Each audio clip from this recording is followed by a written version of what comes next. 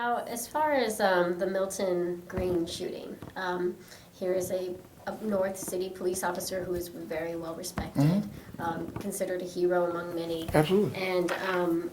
And so he gets shot by a white officer, and his shooting is lied about to the public. If you're wanting to talk about community policing Sure. and to bridge this gap between the police and the community, this is the absolute perfect situation to prove that this is how you can do it. So how are you going to address the Milton Green shooting now that you're chief of police? Absolutely. So what I will do is there'll be a point in time when I get a chance to review all the facts. And that's one thing that actually I don't know is all the facts. I do know, of course, that Milton Green was shot, and I do know, in fact, that a white officer shot him. You know, there's no doubt in my mind about that. The question is what I don't know is all of the facts that surround the shooting. We now know that Milton Green at some point was disarmed and then given his pistol back by the people that were disarming him, and then somebody came around the corner or whatever, and that's the officer that shot him right away.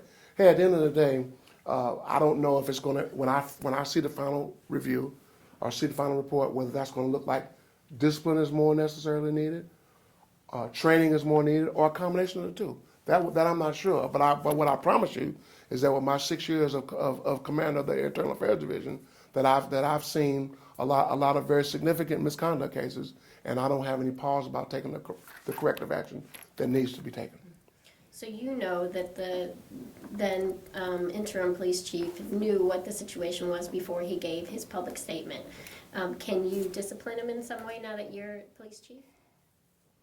Well, certainly that's possible. That would be possible. So I now know that the statement that he gave the night that it occurred was different than the statement he gave the next day. So it's possible that in that review that I might determine that he did something inappropriate. That's certainly possible. But what I know, or at least from what I'm reading, from how the mayor feels about it, I know she's been asked about that several times, is that that she believes that it was an issue as it relates to early information versus being updated. I don't know. I have to read that to see if I feel the same way when I read it. Well, you yourself were aware that it was, when he was in front of the media, you knew that it was a white officer that shot Milton Green. You said that at the press conference. I believe I knew that much. Mm-hmm. Yes, I knew that much. So he at least knew that much. Is there a possibility in any way that you were better informed than the police chief himself? It would not have been because he would have had to be better informed than me, because he was getting updated about it. I just responded initially to the hospital. Mm-hmm. I didn't know any of the facts. I just knew it was an officer shot. I think I learned somewhere in the conversations that it was a white officer and a black officer. What I didn't know is what actually happened at the scene. But I was not, in other words, I was not in contact with person on the scene. The chief was in contact with person on the scene. So I'm not going to say what he misunderstood. I'm not going to try to defend that. I'm just telling you that I was not personally aware, other than, I didn't know that, I'm pretty sure I knew that there was a black and white officer involved. But what I didn't know is how close people were. So he was being updated. I'm saying I didn't have firsthand knowledge of what was going on at the scene or what was determined at the scene. Well, those details, I mean, sure. Mm-hmm. But what he said in its basic sense that night was not what you knew to be true, even in that moment. And he had more information than you. So just the basic of what he said. And actually, I don't remember what he said. Did he say it was during Crossfire that they were shooting after the two individuals that were running. He did not say that he walked up to two police officers talking to this man and shot. So in his basic statement, he lied during his public statement, and that has outraged the community, and this is what you are inheriting. And you have an opportunity, because this man still works for the police department, to do something about it. All I'm saying is that I don't believe that the community is holding me responsible for something that came out of his mouth. Now that may be true, but I don't believe that. However, I do have an opportunity to review it and make a determination on my own self. I got an opportunity to review it, but like I said, I don't know. I've never read if somebody thinks that I think you're asked at what I'm saying is, when I'm in relation to you, is what I'm saying. Why I keep bringing you into this discussion is just to say that he lied, and we know that he lied because you knew it.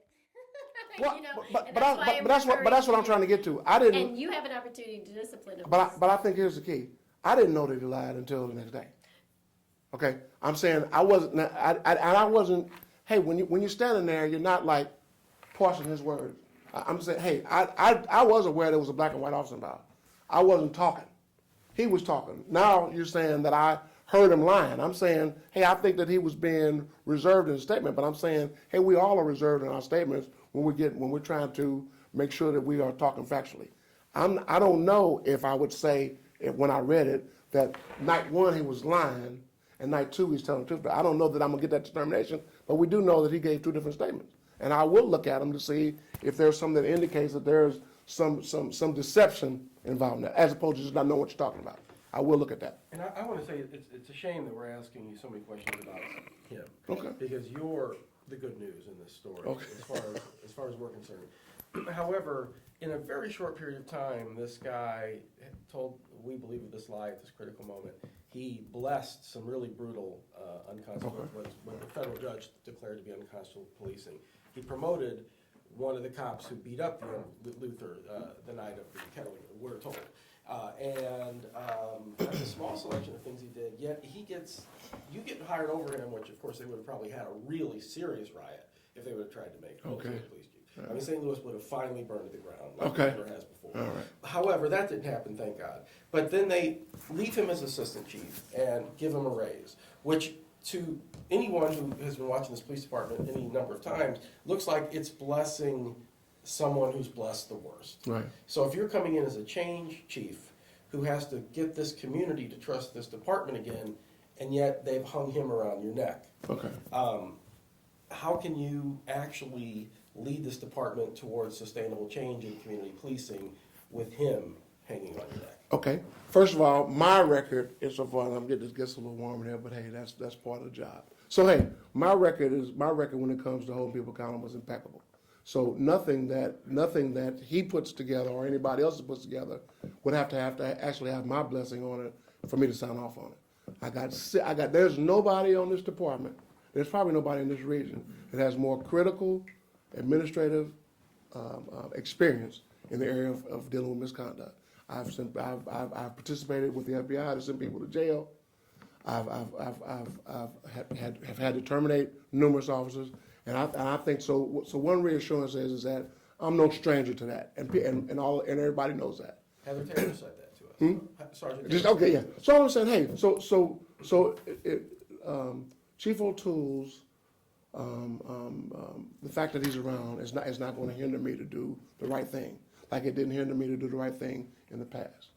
So that he's not going to be an impediment to what I need to do to regain community trust. Is there a timeline too of when you might look into the Milton Green issue? Well, I don't know exactly how far along they are. I do know that it's at an impasse that certainly makes it indefinite. I can say that for a fact because there's an impasse in this case that makes me giving you a timeline an indefinite number, an indefinite amount of time. There's an impasse that I won't discuss, but legitimate impasse that prevents it from going any farther than it's gone. And I'm telling you that. But I can tell you that. I just won't tell you. I just can't tell you what the impasse is. But you will be reviewing the chief's actions, the interim chief. O'Toole's actions in that statement that he gave? Certainly, I mean, like I said, I don't. First of all, I don't know that there's an allegation prepared already about his misstatement or different statement, however you want to phrase it. So I'm saying, I'll look at the whole thing, but I'm saying right now, I believe what's under investigation is whether or not the use of force was proper. Mm-hmm. Okay, so I'm saying, okay, well now. Will there be an investigation launched? I mean, I'm saying. What I'm asking you is, you are now chief. That's right. And you can look into the actions of Lawrence O'Toole. I am able to look in the action of department employees. Yes, ma'am. And the community is calling loudly for this, and they're outraged at what happened that night and what statement he gave. Are you willing to look into this on behalf of the community? I'm willing to look at, yes, I'm willing to look at whether or not I thought there was something inappropriate about statement 1 versus statement 2. And you're going to do this? I will do it. but I'm going to do it at the appropriate time because I don't have any of it right now sitting on my desk. And I'm telling you, there is an impasse in there that is legitimately and honestly indefinite. So I'm not going to say it's a timeline because if that impasse is not removed, then you can't go farther.